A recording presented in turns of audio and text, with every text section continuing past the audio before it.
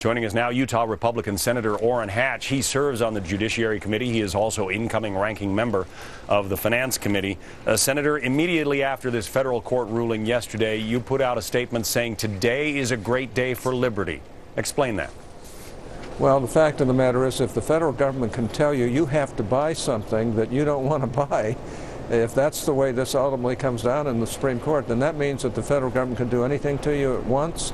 It can assess you any amount it wants to assess you. It can make you do things that you don't want to do. It could even force you to buy a certain car or a certain home or a certain diet. And frankly, our Constitution is built on liberty, and liberty means restraint of government.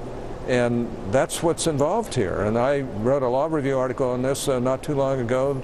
I was one of the first to point out that this is unconstitutional to require people to buy a particular policy, a health care policy designed by the government, or get penalized. Right. Supporters of the legislation cited the Commerce Clause, which allows the federal government to govern transactions that cross state lines. But in this case, you have people who are not buying health insurance, and the government would force them to buy health insurance. How does that become a transaction that crosses state lines?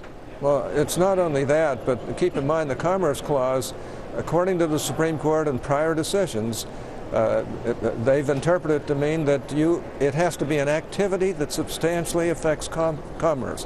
This is not an activity to force somebody to buy something they don't want to buy. And frankly, therefore, the Commerce Clause really has never, ever in the history of this country been extended to that extent where the government can force you to buy something you don't want to buy.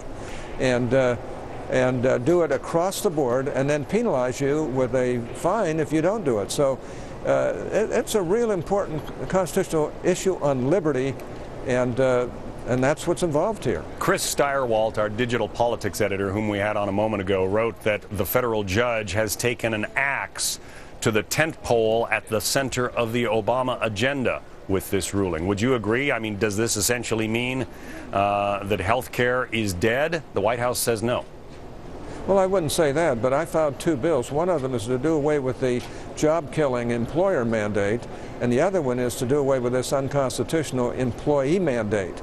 And frankly, you know, the judge himself said that even though there was not a severability clause in this particular statute, that he was not going to outlaw the rest of the statute. So it's still alive, but this, if his ruling is upheld, it certainly would throw a big wrench into the funding of this health care bill, which is going to be off the charts if we proceed the way the Democrats have designed this bill. Senator Orrin Hatch, Republican of Utah, thank you for being with us.